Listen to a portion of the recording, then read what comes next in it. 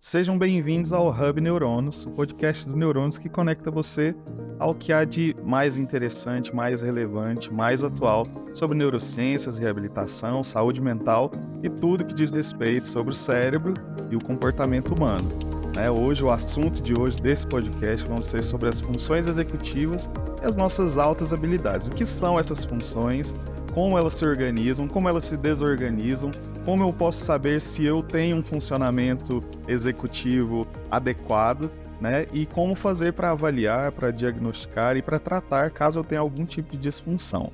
Para falar sobre esse assunto, que é riquíssimo e maravilhoso e cheio de detalhes, porque funções executivas são um universo, a gente tem aqui o professor Ercílio, que é diretor do Neurônios, neuropsicólogo, e também a nossa convidada mais que especial, professora Sandra Chevinski, que ela é neuropsicóloga, mais de 35 anos aí de carreira dentro da área de reabilitação, no Hospital das Clínicas, no Sírio-Libanês, enfim, uma grande profissional, uma grande parceira que sempre está conosco nos nossos projetos, e a gente não poderia deixar de recebê-la aqui hoje no nosso podcast, Professora Sandra, seja muito bem-vinda, muito obrigado por disponibilizar o seu tempo mais uma vez, é sempre um prazer estar com você aqui. Eu que agradeço. E olha que maravilha, né, pessoal, a evolução das coisas. Quando eu comecei a minha carreira, ninguém nem ouvia falar em neuropsicologia, quase era uma situação bastante desconhecida. Tanto é que eu comecei os meus primeiros estudos logo com a Beatriz, a primeira neuropsicóloga do Brasil, tá? Então, cursos de especializações, trazer aqui, para a comunidade, tanto científica como para a população em geral, esses assuntos nem se imaginava. Então, vocês estão de parabéns, Vocês aí, a modernidade da ciência, é uma honra muito grande estar com vocês. Nós que estamos muito felizes, assim. Sandra é uma grande amiga, é uma grande parceira do nosso instituto, e sempre quando a gente se junta é uma festa, é uma pessoa muito agradável, uma amiga querida e muito competente. Então, fiquem ligados, porque o assunto aqui hoje vai ser muito bom. Com certeza, esperamos vocês após a vinheta.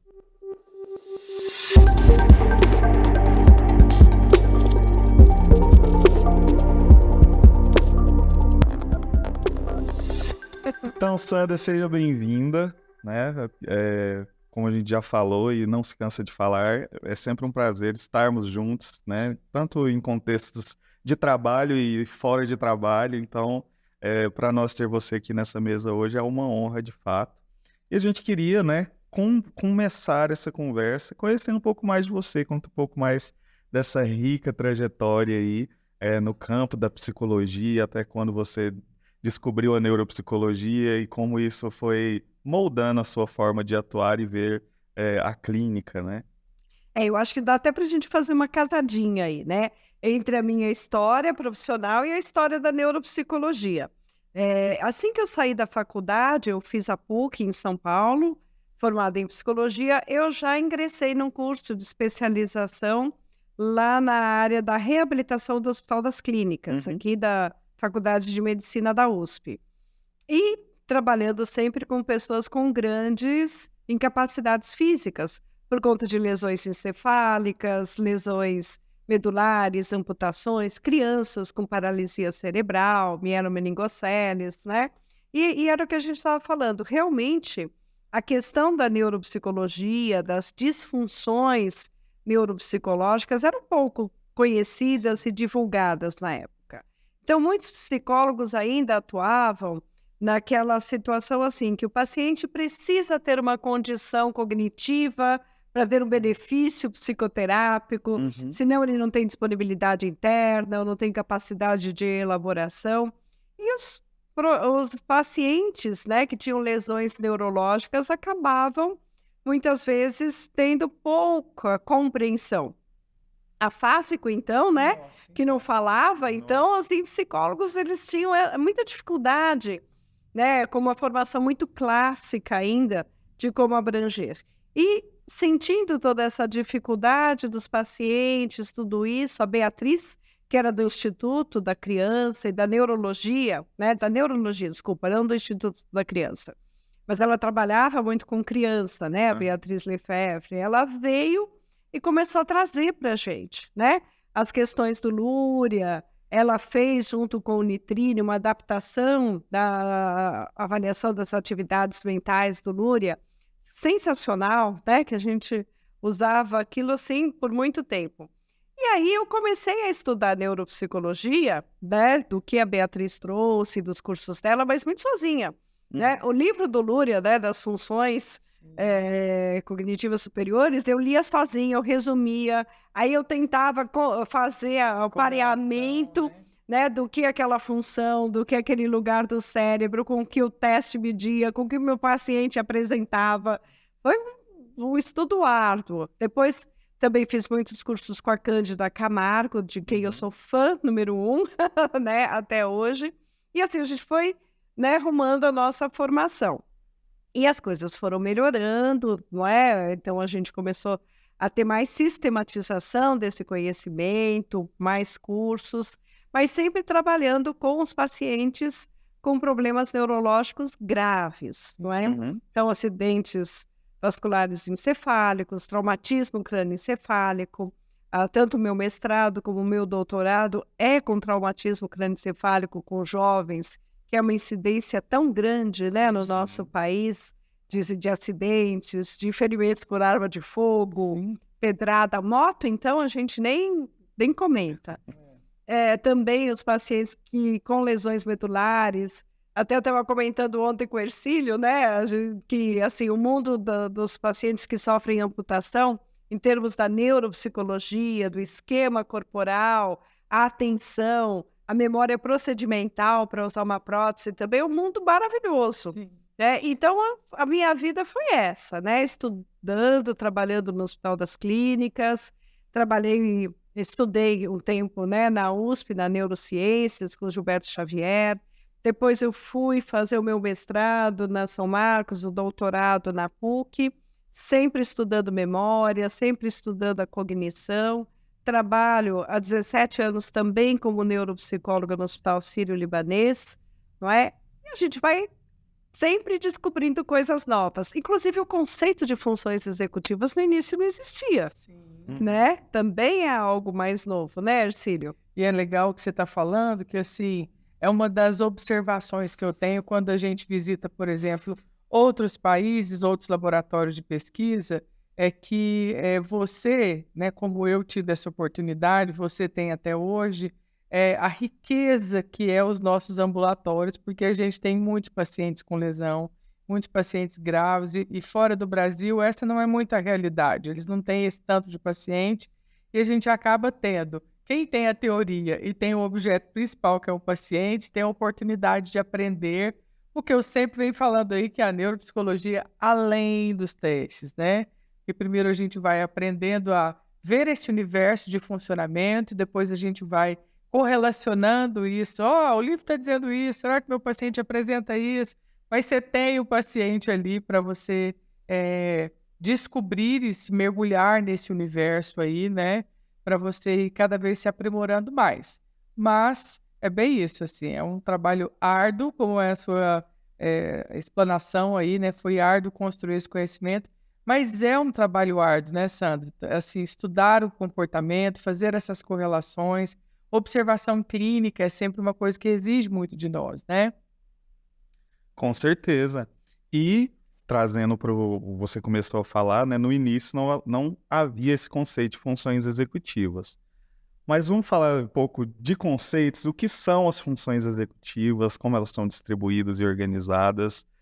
Vamos falar um pouco sobre... Às vezes a gente tem muitos ouvintes também que não são necessariamente da psicologia, mas são professores, lidam com o processo de aprendizagem, precisam de conhecer um pouco mais sobre o que são as funções executivas, que são chave fundamental para a aprendizagem de um modo geral, né? Então vamos explicar o que são as funções executivas e como elas são distribuídas e organizadas. Bom, como o nome já diz, funções executivas são aquelas funções que nos possibilitam executar as atividades do dia a dia, né? As atividades da nossa vida. Bom, elas são, a gente pode pensar, se elas vão para comportamento, para as atividades, elas se desenvolvem ao longo da vida. A gente não nasce sabendo função executiva, a gente não nasce tendo essas questões. A gente nasce com todo o aparato mental que se desenvolve, começando pelas sensações, pelas percepções, pela possibilidade de atenção, que, né, eu falo que a atenção ela é o filtro das nossas outras funções, a memória, as praxias, né, que é a capacidade de realizar atos motores, idealizar ações, e aí a gente faz, né, um balaio dessas funções todas, e a gente tem as funções executivas, que nos possibilitam uma série de capacidades. Sim. Então, para a função executiva, a gente precisa ter uma capacidade de idealizar o que a gente quer fazer. Essa idealização a gente pode chamar de planejamento. Então, vamos pensar num bolo. Eu adoro o exemplo de bolo, né? Já deu para perceber, como eu sou gordinha, que eu sou gulosa. Então, né, a cozinha eu acho que é o melhor laboratório de funções executivas que a gente possa ter. Então, vamos pensar num bolo. Então, para eu pensar num bolo, eu tenho que primeiro imaginar, né? Nossa, eu preciso fazer alguma coisa, o Hercílio veio jantar aqui em casa com o Bruno, o que eu posso fazer? Ah, vou fazer um bolo. Então, eu já tenho uma ideia de alguma coisa. Idealização. Bom, para eu fazer o bolo, eu tenho que me planejar. Então, que bolo que eu vou fazer? Vou procurar, né, a receita. Então, eu planejo e aí eu preciso organizar. Para fazer um bolo, tem uma organização. Primeiro bate as claras em neve, depois eu ponho a gema uma a uma, daí eu misturo isso na parte seca, farinha, açúcar, fermento, tá? Para virar o meu pão de ló, né? Meu pão de ló.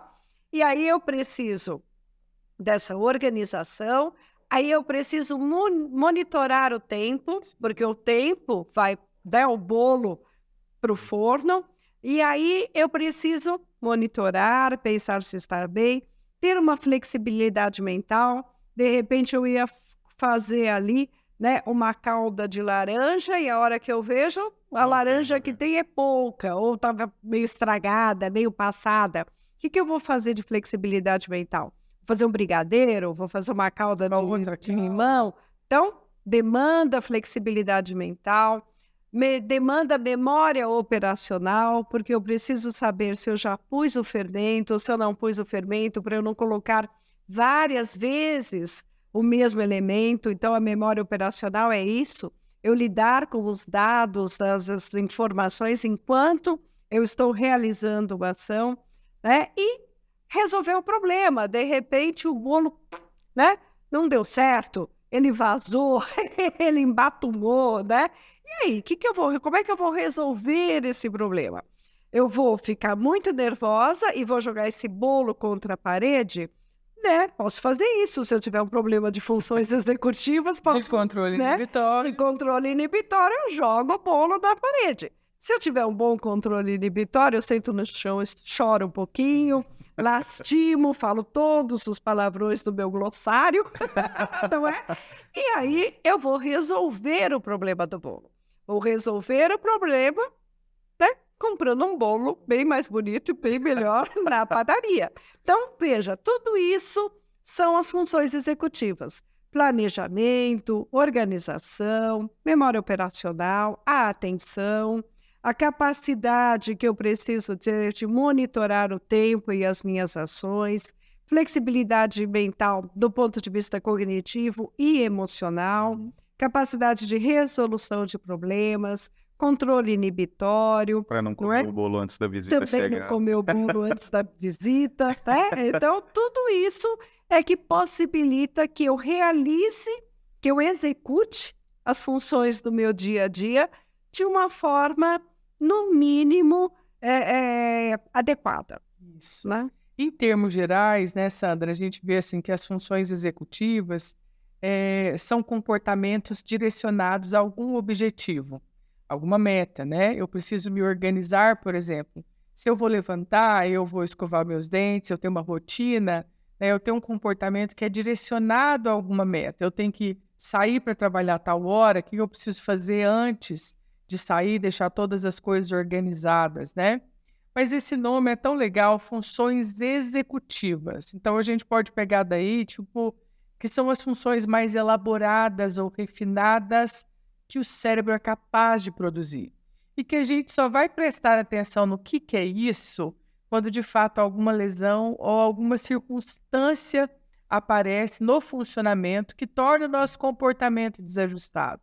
Aí a gente vai saber, opa, peraí, o indivíduo não está dando conta de fazer aquilo, ou ele não está tendo uma memória capaz, né, de se lembrar de compromissos e de coisas que ele precisa fazer. Aí a gente começa a prestar atenção em todas as capacidades que o cérebro tem, né, para fazer com que o comportamento esteja ajustado. Então, em termos gerais, Bruno, quando a gente pensa em funções executivas, nós estamos pensando em um comportamento direcionado a uma meta, né? E que são as nossas altas habilidades. Assim como tem, por exemplo, um secretário executivo, né? Que é um cargo máximo de uma empresa, que representa os interesses de uma empresa, que é uma pessoa muito bem treinada, que está ali fazendo tudo para que a empresa funcione de forma boa e ajustada. Nós temos esse aparato mental que refina o nosso comportamento e que torna a gente diferente dos outros animais, porque, afinal de contas, nós somos os únicos que somos capazes de pensar sobre o comportamento, né? Então, a gente tem o instinto, a gente tem instintos também, um estímulo, uma resposta e uma consequência.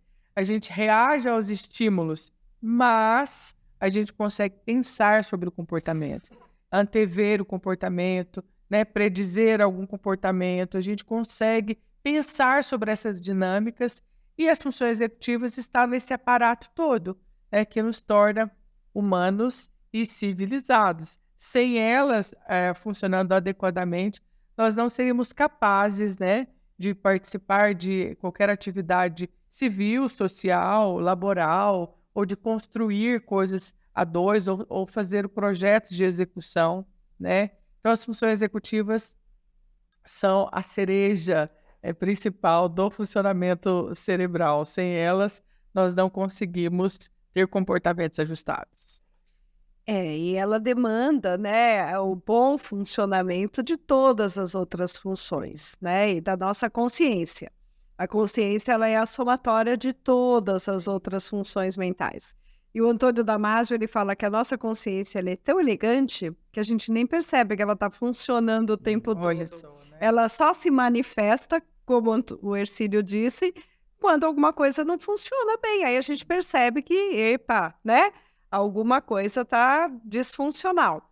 Porque a elegância, né, do nosso aparato mental funcionando em concerto, sem se manifestar, sem precisar chamar, olha, eu só estou aqui, hein? Eu só estou a função executiva nesse momento. É tudo muito elegante, né? É uma dança muito elegante o tempo inteiro. E quando sai do compasso, é que a gente entra como neuropsicólogo, não é verdade? Exatamente. Até para prosseguir com o assunto, como eu sei que as minhas funções... Vamos falar antes algumas coisas aqui, antes de prosseguir, que a gente não pode deixar de falar. Duas coisas muito legais aqui, que a Sandra mencionou, né? E que a gente precisa prestar atenção, é que nós não nascemos com isso desenvolvido. Esse é um tópico muito importante vocês entenderem, né? E tomarem nota sobre isso. Que para um funcionamento adequado do cérebro, né? A gente necessita que essas funções executivas estejam adequadas. Mas o que faz isso acontecer é a qualidade dos estímulos que nós recebemos na primeira infância. A gente tem um episódio sobre, para você que já nos acompanha, provavelmente já deve ter assistido, a gente tem um episódio que a gente fala sobre a arquitetura cerebral, né, e a importância de termos uma base bem construída para que as funções executivas sejam estabelecidas de forma adequada. Né? Sim, porque, olha, diferente dos outros animais, né, até mesmo os outros mamíferos, né, eles têm um amadurecimento do sistema nervoso central um pouco mais rápido do que nós, principalmente no que diz respeito aos aspectos motores, né? A girafinha nasce ali em questões de segundo, ela está de pé e ela já está saltitando, né? Mas ela depende da mamãe dela por um tempo, né? Assim, até as baleias, eles vão aprender o comportamento de caça, né? Ficam ali 1, 2 anos, os felinos, para aprender como se sustentar sozinhos. Eles precisam de modelos, até os animais precisam de modelos para aperfeiçoar o comportamento, para darem conta de viver sozinhos. E nós, humanos, nós precisamos de muito mais do que 2 anos, pelo contrário. até 2 anos a gente está amadurecendo o sistema motor, né? E aí depois vem outros sistemas que precisam de maturidade. E aí tem uma escala de evolução, né? E a gente vê que é uma escala que precisa de tempo para a maturidade biológica acontecer, mas os estímulos são muito importantes. Do ponto de vista de desenvolvimento e de saúde mental, eu preciso de um adulto responsável que esteja ali para ofertar esses estímulos, para que, de fato, eu tenha uma base para que isso funcione bem. Acho que um exemplo muito legal aqui, que é outra coisa que eu queria citar de exemplo, é aquele filme sobre Divertidamente, né? É um filme que mostra para nós que existe uma sala de controle. Né? Tem uma sala de controle. Então, para vocês que estão nos ouvindo aí, sempre quando vocês pensarem em funções executivas, ela é como uma sala de controle, né? Que tem ali todas as questões emocionais, o planejamento para tudo aquilo acontecer, e cada um das sensações ou dos aspectos que a gente vivencia são importantes, né? Tem o amor, tem a raiva, tem o ódio, tem o nojinho, tem a tristeza, Tem o medo, né? Tem o medo, tem o pavor, né? E tem todas as questões ali envolvidas para regular o comportamento. Então, as funções executivas, essa sala de controle que permite que essa orquestra, essa dança... É uma coisa eu adoro interessante, uma coisa interessante sobre o filme também é que o comportamento deles às vezes eram regulados por memórias-chave, quando tinha eventos muito importantes na vida da criança, formava uma memória que era aquela bolinha colorida e eles reagiam de Exatamente. acordo com aquilo. Olha para você ver a importância de memória, né, gente? Eu sempre falo isso aqui porque eu gostei de ouvir você falando que no começo da sua trajetória você estava envolvida em trabalhos que envolvia a memória e a mim também, porque eu começo a minha história sempre buscando entender o papel, né, ou a contribuição da memória na formação da identidade, porque nós somos memória. E aí as memórias elas têm a capacidade de despertar em nós reações, né, que podem ser reações que nos motivam, nos empolgam ou então que nos paralisam também. O filme ilustra isso muito bem. Então a gente tem essa sala de controle e as funções executivas é mais ou menos isso daí. Além do entender. E essa circuitaria. Pensando isso que o Hercílio está dizendo e o Bruno também, eu falo assim, que a nossa maior fragilidade, que é essa dependência do outro durante tanto tempo, em verdade é a nossa maior riqueza, porque por conta dessas trocas efetivas que nosso psiquismo se desenvolve, não é? Pelos estímulos, pela forma, pelo carinho, pelo afeto, pela educação, pelos modelos. Então, isso que nos torna. E da forma que o Hercílio falou, que os animais, eles precisam de 2, 3 anos para poderem viver sozinhos, nós precisamos da vida inteira para não viver sozinhos. Isso é né? maravilhoso. Porque além de tudo, nós não vivemos sozinhos. Porque se nós ficarmos, a gente viu agora, na pandemia, como o isolamento trouxe transtornos mentais para uma grande parcela E da agravou, população entendeu? mundial, ou, né, piorou, foi gatilho para uma série de situações. Então, nós não somos talhados para vivermos sozinhos de forma alguma. Nós somos para viver em comunidade. E em comunidade, realizando atividades. Né? Então, por isso, das funções executivas, nós temos as frias e as quentes. Não é? As frias são todas aquelas funções ligadas mais às questões cognitivas, propriamente dito, e as quentes, as questões comportamentais. Então, às vezes, a pessoa pode ser um gênio, né? Pode ser um cientista, né? Que nem a gente brinca, que antigamente tinha muito isso, cientista maluco lá no laboratório, mas tem um problemão de relacionamento, de comportamento, e hoje em dia isso não é mais aceito. A pessoa só ter uma boa habilidade ali, ser racional, ser frio, e tratar mal as outras pessoas, né? Não ter o controle inibitório, achar que pode sair gritando, que pode sair espizinhando as pessoas. Não.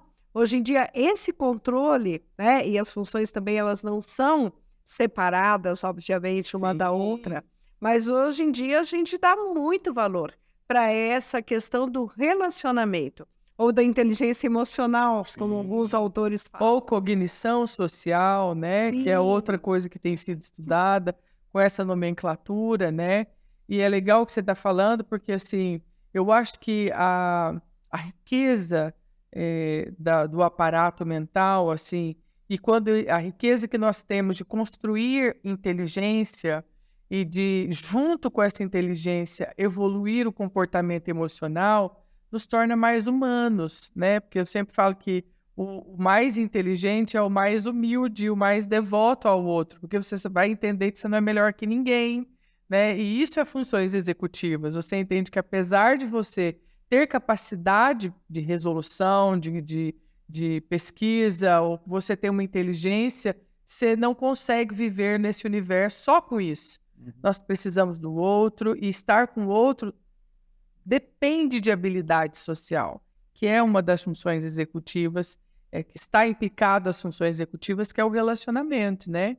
E aí, olha só a diferença nossa dos mamíferos, né? Porque enquanto os outros animais, os outros mamíferos, eles aprendem o comportamento para eles conseguirem ficar sozinhos, para eles conseguirem sobreviver, a gente olha os nossos modelos para a gente aprender a relacionar, né? A gente relaciona a partir da relação primária que a gente teve, dos afetos primários que a gente teve, do meio ambiente, né? De como foi a expressão de afeto e de amor que eu conheci. Eu lembro, por exemplo, de atender uma jovem, né? E que a linguagem de amor que ela tinha era de agressividade. Ela apanhava tanto sem saber por que ela apanhava, mas o que ela sempre ouvia é: eu te amo, mas é por isso que você está apanhando. Tô te batendo, mas é porque eu te amo. Então, ela achava que o amor tinha a ver com dor, e dor física precisava ser experimentado dessa forma, né? Então, a gente sempre tem que pensar que essas memórias que envolvem questões emocionais vai se tornar um comportamento lá na frente. Então, os animais aprendem para se virar sozinho, e a gente aprende para poder conseguir construir projetos a dois, que é de relacionamento, que é de respeito, né, que é de colocar o que temos de mais precioso, que é o relacionamento a dois, né? Você conseguir desenvolver amizades, você conseguir desenvolver parcerias, né? 2 funciona melhor do que 1, né? 3 funciona melhor do que 1. Então, eu sempre gosto de falar assim: se você quer me dizer quão feliz você é, me diga quantos amigos profundos você tem, né? Eu meço a sua felicidade pela quantidade de pessoas que você tem à sua volta, que você pode confiar, que você pode entregar seu coração, que você não precisa de máscara para estar com eles. Você apenas pode ser quem você é, né? E isso mostra a sua capacidade de relação, de interação social, né? De como o seu cérebro vê tudo isso, né? Então, eu acho que isso é muito rico.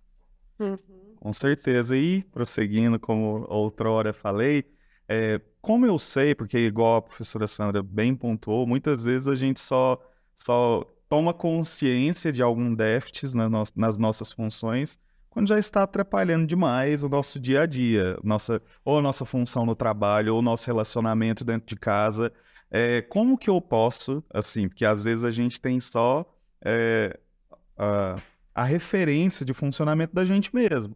Eu funciono assim e não tenho consciência disso até que outros me apontem a algum tipo de falha. Como eu posso monitorar e saber que as minhas funções executivas estão no lugar, né? Assim, se elas estão funcionando bem, ou como que eu posso procurar esse tipo de ajuda, assim, para verificar, será que eu estou funcionando bem? Ou será que eu estou me atrasando demais para ir para o trabalho por alguma disfunção? Porque hoje também a gente tem o Dr. Google, né? Que muitas vezes os pacientes já chegam no consultório já com o próprio diagnóstico. Será que isso também diz respeito, de fato, às funções executivas? Então, eu acho legal a gente até falar das pessoas, não só das pessoas que têm lesão neurológica, né? Mas pensar da gente no dia a dia.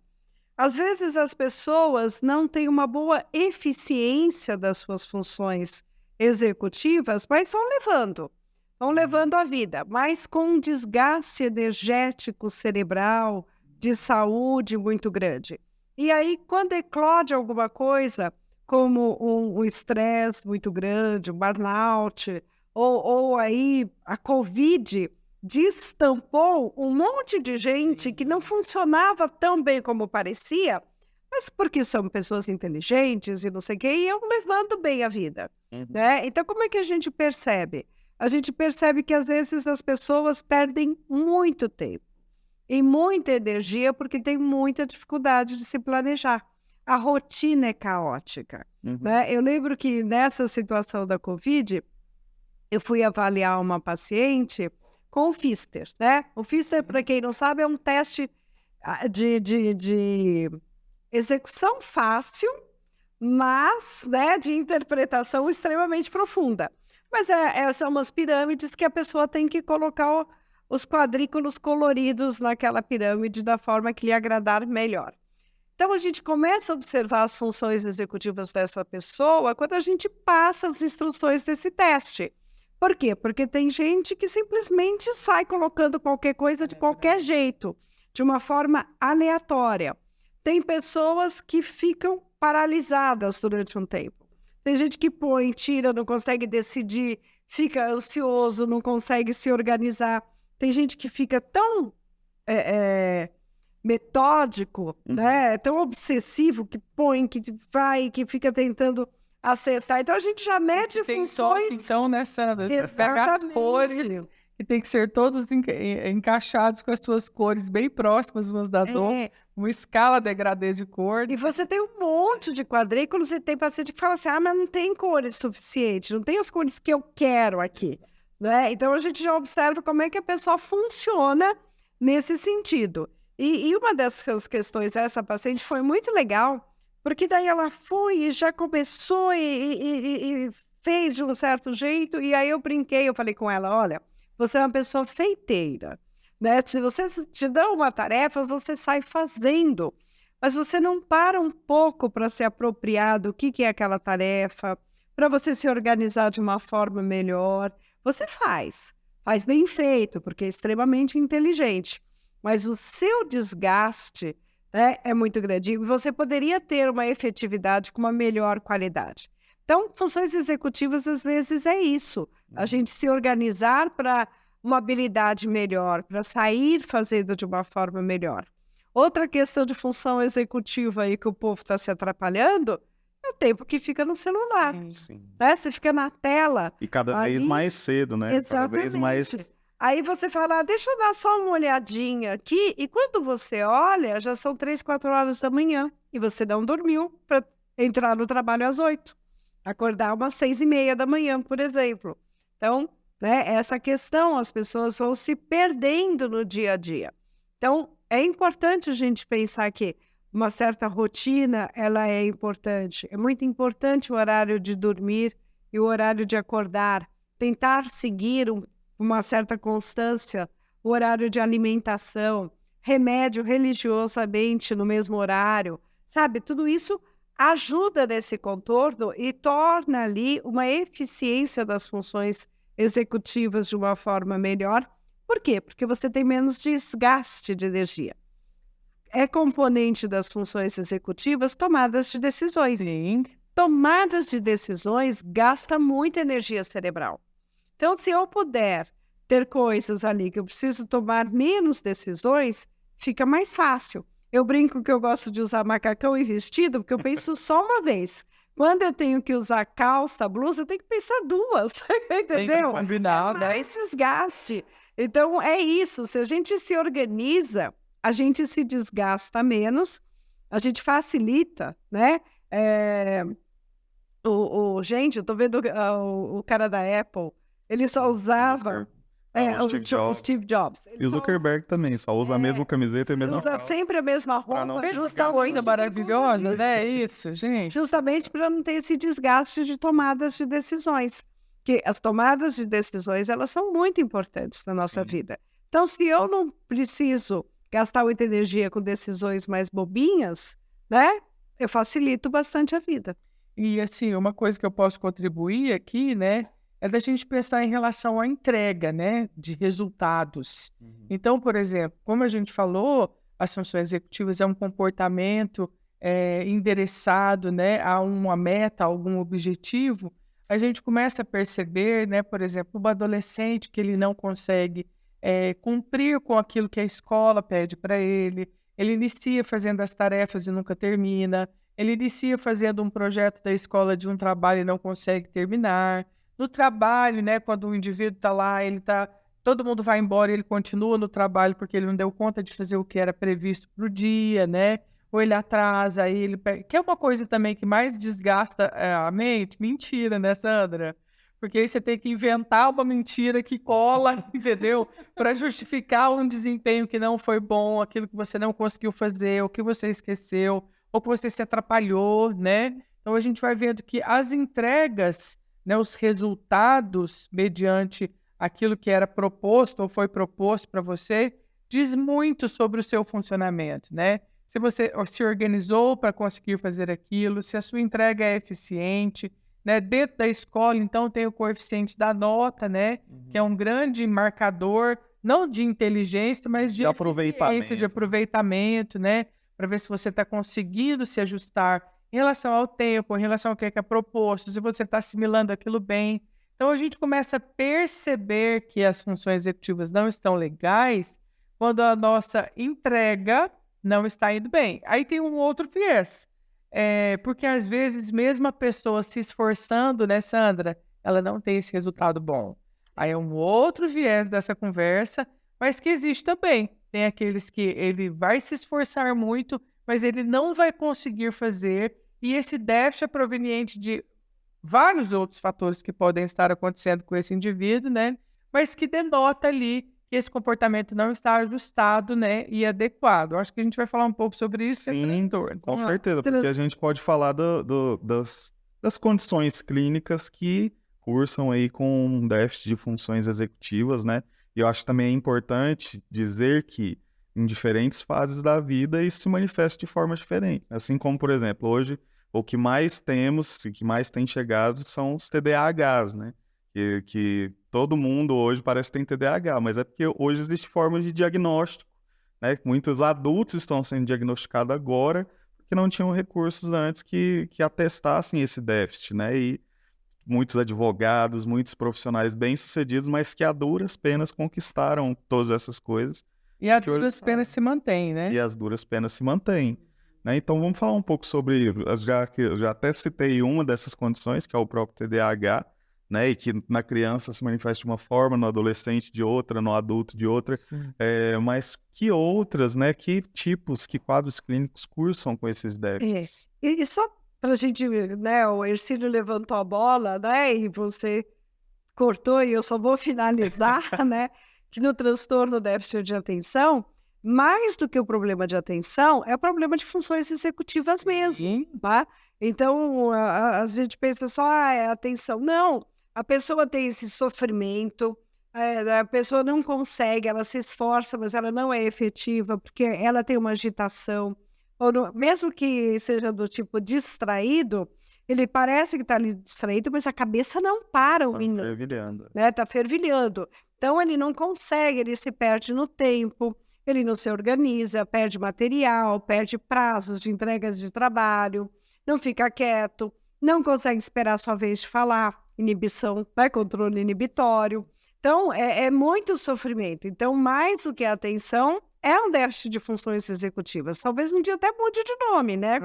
Porque esses dias eu vi nas redes sociais, até eu não sei o nome aqui agora, mas ele citando que o tanto que ele acha que o nome é ruim, porque na verdade a hiperatividade e a desatenção é o que incomoda os neurotípicos, porque na verdade é um déficit de motivação, às vezes, porque às vezes o que ele tem de hiperfoco em algo que interessa a ele tem atenção para aquilo, então não é um déficit de atenção, é uma falta de orientação para essa... organização. De organização, e como se organizar e se engajar nas atividades. Até assim é transtorno disfunção, é uma outra discussão importante. Eu sempre falo assim, ó, a importância da gente entender que, assim, não só no TDAH, mas existem várias outras condições também que hoje a gente recebe como nome de transtorno, né? que a gente precisa entender que tem muitos fatores que te desorganizam, que não é transtorno também, né?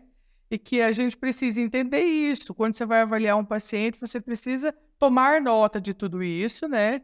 Do que ele tem mais dificuldade, principalmente o TDAH é tão complicado, porque assim, como você falou das fases da vida, né, a manifestação na infância é uma hiperatividade, é uma agitação psicomotora muito grande, né? Principalmente se for menino. Né? Se for menino, tem uma agitação psicomotora e ele não tem uma maturação cerebral para ele poder pensar sobre o comportamento. Então, ele está ali naquele gasto de energia o dia inteiro, como se estivesse ligado no motor. Mas essa hiperatividade na adolescência vai virar uma hiperatividade mental e não uma agitação psicomotora. Esse sintoma muda, né? E lá na frente vai levar isso para um monte de outros aspectos relacionados à dificuldade do foco, da atenção, em priorizar as coisas, a entrega e eficiência dele vai ser ruim. Então, ao longo de todo o processo, né, a gente usa muito o termo espectro só para o espectro autista, mas é bom a gente pensar no espectro como algo que você consegue ver à distância. É como se eu pego essa criança hoje hiperativa, coloco uma luneta nele e falo, como é que esse menino vai estar quando ele tiver 21 anos de idade, 22 anos de idade?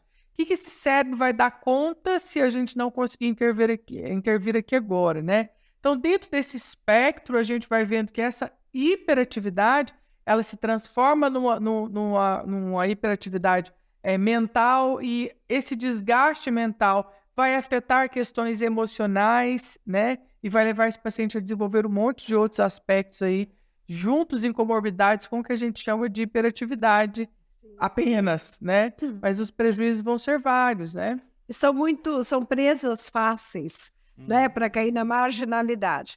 Então, infelizmente, o que nós temos de jovens em reclusão, em situações aí de criminalidade, porque eram transtornos de atenção sem tratamento, e uma das formas que eles encontram de se acalmar é nas drogas, né? E aí eles também são presas fáceis, porque acabam sendo mais inocentes, mais impulsivos e vão. Então, a gente acaba tendo uma série de problemas aí. Pensando no que o Hercílio está dizendo, né, dessa questão da lupa, do espectro, é importante a gente lembrar que o regente das funções executivas é o nosso lobo frontal. Sim. E o lobo frontal, ele começa a se desenvolver, começa todo um funcionamento melhor aos 3 anos de idade, mas ele só amadurece aos 21, 23 anos. Eu estou começando a achar que tem gente que nunca amadurece, né? Aos 30, sei lá eu. Né? Cada hora é uma hora, assim. Ele não está pronto, ele não é dado. É um desenvolvimento. E esse desenvolvimento, se eu começo a ter mais problemas, se eu começo a ter mais ansiedade, se eu tenho uma situação de vulnerabilidade, isso também será bem difícil. Então, a gente tem pessoas que têm dificuldades de funções executivas por conta desse desenvolvimento, dessa estimulação, dessa vulnerabilidade ao longo da vida. E uma das coisas que eu gosto sempre de lembrar, quase ninguém fala, né? Nosso cérebro está apoiado aqui na caixa craniana, que é um ossinho serrilhado. Às vezes, um pequeno acidente, ou mesmo, né, uma freada muito brusca, o cérebro pode vir aqui e serrilhar a parte aqui debaixo do lobo frontal. Não vai aparecer em exames, quase ninguém. Fica aquele tempo de observação, evolui muito bem e não sei o quê. Nenhum socorrista avisa isso mesmo, porque alguns médicos não sabem, né? Eu dou aula no curso de neurointensivismo e quando eu falo isso, eles ficam até me olhando, né? Eu falo assim, gente, tem que avisar. Às vezes a pessoa vai começar a ter um problema de comportamento 1 ano depois, né? Não tão imediato, porque daí, sofre acidente, fica um tempinho assim, e depois quando as coisas vão se ajeitando, que ela tem que voltar para a vida, ela não dá conta. Ela pode ter essa alteração de comportamento, ser uma pessoa mais irascível, mais agressiva, mais hostil, paciência muito curta, e aí vem as dificuldades de organização, não consegue ter a eficiência do trabalho, já não tem as mesmas notas, já não é tão bom no trabalho, assim como era antigamente, que é o que a gente pode dizer assim, traumatismo crânioencefálico ultra leve, Sim. né? E que ninguém presta atenção nesses pequenos acidentes do dia a dia e fica por conta da personalidade. Aí a pessoa é obesa, a pessoa começa a beber, está no terceiro ou quarto casamento, fica por conta de personalidade e, em verdade, é uma pessoa que não tem controle inibitório, come e bebe demais, né? É uma pessoa que tem dificuldade nos relacionamentos, que a gente está falando, que a gente é talhado para viver bem com o outro. Quando a gente não vive bem com o outro, porque a gente está com algum problema, com certeza. Principalmente de flexibilidade, né? Porque relacionamentos demandam flexibilidade mental, Exatamente. ceder. Vai comer o sorvete ou não? Vai ter o sorvete ou não, né? De Damasco, como é que fica, né? Relacionamento não é fácil, Não né? é São fácil. detalhes do dia a dia. E é isso, eu tô brincando aqui com o sorvete, enquanto nós fomos tomar sorvete, aí pedi o sorvete, o cara trouxe o sorvete errado, né? Então a gente fica assim, que são essas coisas do dia a dia que a gente começa a perceber, né? Se a pessoa vai no restaurante, o garçom traz o sorvete errado, como é que a outra pessoa reage? É extremamente passivo, não reclama, ou vai pedir que traga um outro sorvete, Ou mas de sem uma forma, educação, ou de uma forma educada ou não, a gente percebe essas disfunções em detalhes do dia a dia, em E detalhes. o tanto que quando não tem esse olhar clínico, né, que não foi diagnosticado, não foi visto, não foi percebido, o quanto isso impacta a autoimagem e a autoestima, né? Esse tempo atrás eu estive com um paciente, né? Não era bem um paciente, mas assim, foi uma pessoa que veio me perguntar sobre o próprio comportamento, né? E a gente começou uma conversa, ele me contando como foi a vida dele, a história da vida dele. Ele falou para mim algo que eu fiquei assim chocado, né? Ele era criança, ele era muito atentado, né? Ele falou, olha, ele falava assim, eu sou um capeta. Eu falava, mas por que você acha que você é um capeta? Ele falou, eu sou um capeta. Quando eu era criança, eu era tão gostoso que a minha mãe vivia me levando em centros para eu tomar passe, inclusive benzedeira. benzedeiras, em centros de despacho de macumba. Ele falou, eu recebi vários desse tipo de atendimento, porque eles achavam que tinha algum encosto em mim, que tinha alguma coisa em mim, de tanto que eu era custoso. E eu falei, e tomar todos esses passos ajudou? Ele falou, não. Eu falei, então, isso é um ritmo de funcionamento cerebral e não tem nada a ver com capeta, né? Assim, não tem nada a ver com esse fator. Se você tivesse sido ajudado e ajustado, né, na infância, talvez hoje aqui você conseguiria ter uma vida diferente. Porque ele não conseguiu fazer nada da vida. Não conseguiu estudar, não acredita nele mesmo, acha que ele não vai dar conta nunca de fazer as coisas, que não tem saída e solução para ele, né? Porque a vida inteira ele foi taxado assim. Você não dá conta de nada. Autorrealizada. Não é? Você não dá conta de nada. E aí, quando a gente está aqui falando disso, é bom a gente falar, a Sandra trouxe aí para nós, né, a importância do desenvolvimento cerebral que acontece no espectro de tempo também, no intervalo de tempo. E aí, o que cabe para os pais fazer nesse intervalo de tempo, né? Então, por exemplo, olha, se uma criança está ali e ele dá uma birra, né, e ele cai para o chão porque ele queria comer uma coisa que você não deu aquela coisa para ele, ou então porque ele quer colocar o dedo na tomada ou quer um brinquedo e você acha que ele já tem que entender que ele não pode fazer aquilo, na sua visão é assim, mas para ele não. A criança não tem maturidade biológica ainda para entender muitos dos conceitos e ele precisa do suporte dos pais para que ele construa esse conhecimento. Então, a gente precisa acolhê-los mais, explicar mais, né?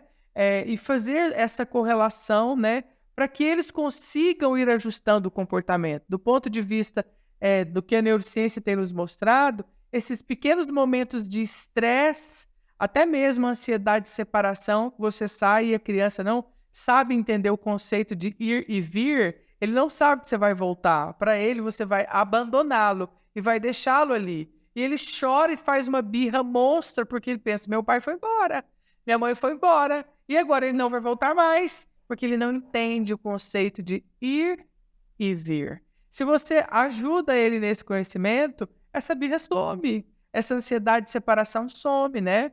Então, como pode fazer isso? Um exemplo simples, pega seu carro, põe esse menino no sábado e fala, é aqui que o papai trabalha. O papai vai, mas o papai volta. O papai vai trabalhar, mas o papai volta porque ele te ama. O papai veio aqui porque ele tem que cuidar de você, precisa ganhar dinheiro, então ele vai, mas ele volta. É um conceito aprendido. Isso, relaxa o nível de estresse, acalma o coração do bichinho, entendeu? E desenvolve as funções executivas, habilidades. Não? E é legal a gente pensar que quando a gente reabilita um adulto, a gente habilita novamente. Então, a gente vai no caminho do desenvolvimento. Então, utilizar estratégias que não são, que são de reabilitar, de ter de novo aquela habilidade, mas não quer dizer infantilizar a pessoa. Mas são estratégias que vão nessa escala do desenvolvimento. Então, é isso. A gente usa muito, por conta desse conceito que o Hercílio está falando, a adequação da rotina. Então, com criança é assim, a gente faz aquele quadrinho. Olha, mostrou no sábado um dia, então você lembra. Então, o papai foi lá naquele trabalho. Enquanto isso, você vai da escola, que aí a escola tem a roda de conversa, tem a hora do lanche, tem a hora da areia, tem a hora da saída, e daí depois que tiver o finalzinho, a hora do brinquedo livre, papai te busca na escola. Né? Então, a criança sabe pelas atividades dela quais são os momentos, e aí ela começa a ter manejo do tempo. Tendo manejo do tempo, ela começa a ter manejo da ansiedade, do mundo emocional, e ela consegue formar as funções executivas, porque ela vai sabendo quais são os tempos e onde que as coisas vão acontecer. E a gente faz isso com os adultos que têm também, né, lesões encefálicas. Desde que, assim, que dia que é hoje, que mês, que ano, aonde você está, olhar pela janela, tá de dia, tá de noite, tá frio, tem sol, tem chuva, né, tá ventando. E aí começa a estruturação, olha, da rotina, agora você levanta, toma banho, toma café. Quando a pessoa esquece o que come, a gente pode fotografar. Às vezes, se não tem um recurso, né, pessoas com mais idade, que não fica tirando foto, não tem essa questão de tirar foto o tempo todo, mas por conta aí dos déficits de memória, de organização, de saber o tempo, às vezes a pessoa acaba de comer e quer comer de novo, acaba de tomar o café da manhã e já quer almoçar, tanto porque esqueceu, como não tem noção de tempo. Aí eu falo assim, não tira a mesa, deixa a mesa do café lá, para mostrar para ele, para reforçar que ele já tomou o café. Né? Então, a gente começa a utilizar essas estratégias. Paciente que tem dificuldades de funções executivas são pacientes ambiente dependentes. O ambiente tem que contornar, tem que ajudar para que ele se estruture até o ponto dele conseguir também internalizar aquilo. Então, falando da história da neuropsicologia, a gente tinha assim, um pouco da ideia que a transformação ela sempre tem que vir de dentro para fora. Não, gente, é de fora para dentro também, é dialético. As coisas acontecem de dentro para fora, mas de fora para dentro. O ambiente, a estruturação, os relacionamentos, os estímulos são estruturantes das funções mentais. Com certeza. E para a gente já ir caminhando para uma fase final desse episódio, que está maravilhoso, é possível reabilitar funções executivas? Às vezes a gente falou de tantas variáveis, de tantas coisas. Eu identifiquei que eu não tive uma base bem estruturada, eu era essa criança que hoje tem muitas dificuldades no trabalho. Como reabilitar, como avaliar, e eu acho que para os profissionais da saúde também, como fazer diagnósticos diferenciais, porque às vezes chega um paciente com um conjunto de déficits e eu já quero colocar ele numa caixa, e nem sempre é aquilo, né? O Hercílio tem um caso de um paciente, por exemplo, que chegou para fazer um diagnóstico demencial para fazer uma avaliação neuropsicológica, mas o problema dele era outro. Você quer contar essa história? Então, esse paciente chegou para fazer uma avaliação e ele veio com um encaminhamento que ele estava... era uma suposição, né, de que era uma demência do tipo Alzheimer. Porque a queixa é que ele não se lembrava, tinha que ficar repetindo tudo para ele, né? E que o tempo inteiro ele tinha que ficar dando essas instruções para ele. e ele não se lembrava de nada. E aí eu fui avaliar esse paciente, comecei a avaliar ele. Assim, depois de uns 5 minutos que a gente estava em avaliação, eu percebi que ele estava se inclinando muito para frente, né, com o corpo muito para frente, assim, e eu perguntei para ele, você está me ouvindo bem? Ele falou, você está me ouvindo bem? Ele disse, parece que a sua voz está chegando picada. Ele falou para mim. Aí eu falei, peraí, eu vou levantar, vou fazer uma série de barulhos aqui, eu quero que você se vire para onde eu estiver fazendo barulho, ou para a direita ou para a esquerda, tudo bem? E comecei a fazer barulhos de pequenas intensidades de barulho, né, assim, de som, para ver se ele se virava, e ele não se virava, até que eu fazia um barulho bem alto, aí ele virava. Aí eu fui lá, abri a porta, né, da recepção, e falei, vocês já fizeram uma audiometria nele? Ele falou, não. A filha disse, não, não. Então, eu não vou avaliar seu pai. Você vai fazer uma audiometria nele primeiro, e aí depois você traz esse resultado aqui para mim. Porque se eu seguir com o teste, e se ele tiver algum problema auditivo, vai dar muito ruim, entendeu? Vai sair um falso positivo aqui e não é legal. E eles foram e fizeram. E ele estava com surdez bilateral de 75%. Né? Então, é claro, quem não escuta não tem aprendizado, não tem informação, não registra, e a memória de fato não ia funcionar, porque na verdade ele não está nem entendendo o que está acontecendo, né? E era uma família simples, que vivia em fazenda, em ambiente rural, então assim, era muito difícil deles terem percebido isso, sabe? Então assim, tem todas essas questões. Então, respondendo aqui a sua pergunta, finalizando a outra e já respondendo essa, e depois a Sandra complementa, né? É que esses déficits, então, de funções executivas podem estar presentes em vários quadros clínicos, né? Afinal de contas, o comportamento ajustado e adequado, ele está presente nas nossas vidas e vários transtornos cursam com isso, desde questões psiquiátricas, onde a gente sabe que uma depressão, né, ela acaba trazendo prejuízos do funcionamento executivo, a pessoa vai ter um desgaste mental maior e isso vai prejudicar os níveis de memória, de atenção, né? A ansiedade generalizada também, né, que é uma hiperatividade mental, a ponto do paciente não conseguir ter foco e se organizar para as coisas também. Então, os transtornos psiquiátricos e os neuropsiquiátricos, que são após algum tipo de lesão, de neurodesenvolvimento, né, os quadros que vêm de dificuldades de aprendizagem, né? Então, a gente vê que todos esses aspectos aí, tanto de transtornos de neurodesenvolvimento, quanto quadros demenciais, quanto quadros pós-lesão, vão cursar com algum tipo de alteração em funções executivas. O que é o importante da sua pergunta? A gente precisa saber qual, né, Sandra? Porque às vezes a pessoa fala assim, esse paciente aqui ele só tem um probleminha de funções executivas. Qual? Só problema de funções executivas. Não, ele tem por quê? Qual e por quê? E outra. Esse paciente aqui tem um probleminha com memória. Qual memória? Né? Qual memória? Não, ele tem um problema com atenção. Qual atenção? Então, aí entra o papel do neuropsicólogo. Nós temos todas as estratégias de testes, né? De baterias de testes, para a gente conseguir avaliar de fato, o que está acontecendo, por que está acontecendo e qual dessas áreas, desse universo chamado funções executivas, de fato está com problema. Então, eu acho que o início para tudo isso é uma boa avaliação neuropsicológica que vai nos dar essa base para entender e até servir de guia para protocolos mais precisos e assertivos. Não é isso, Sandra? Com certeza. E você pergunta se tem jeito, enquanto a gente tiver Ercílio na nossa vida. Sandra.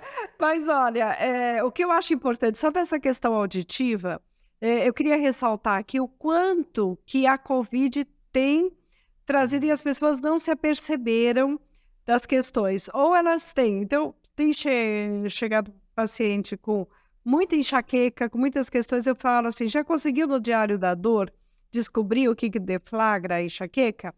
Barulho, muita gente. E aí a gente começa a investigar a hiperacusia. E também, em alguns casos, hiperacusia para alguns estímulos e redução auditiva para outras. Então, fica um alerta aí do pessoal da Covid da questão da audição também. Não posso deixar de falar, né? Porque senão né? Isso é algo muito importante. E aí, a gente, quando tratar, quando avaliar, é muito comum as pessoas pensar assim: ah, funciona, tá funcional, então tudo bem. A hora que não estiver funcionando bem, que começar a apresentar uma baixa de efetividade, que começa a ficar disfuncional, procura tratamento. Eu já penso diferente. A gente tem que procurar tratamento quando também tem sofrimento. Se a pessoa ela fala assim: olha, eu consigo trabalhar, só que ninguém imagina o que eu sofro para conseguir entregar esse meu trabalho, Desgaste, né? né? Olha, eu estou fazendo o serviço da minha casa, mas a minha comida não é a mesma, né? O sabor da comida, né? Ou quando a pessoa fala assim: olha, minha mãe está fazendo tudo direitinho, mas eu percebo que ela está fazendo sempre as mesmas comidas. Perseveração, que também é um dado da função executiva. Ou ela tem errado muito no tempero, né? Então, são questões que vão trazendo ali um estranhamento. A própria pessoa, quando sofre, ou quem convive com ela, começa a observar que já tem alguma coisa, que a pessoa está mais atrapalhada, que ela fica mais ansiosa, que ela se isola mais. Porque se ela começa a ficar atrapalhada, as funções executivas veio, a pessoa também pode começar a se isolar. Então, eu penso nessa questão do sofrimento e eu alerto que nem sempre a pessoa que começa a ter um problema de área frontal, né, pode ser uma demência frontotemporal, pode ser por conta do traumatismo crânioencefálico, de um derrame, né, um acidente vascular encefálico, nem sempre ela tem consciência dos seus problemas.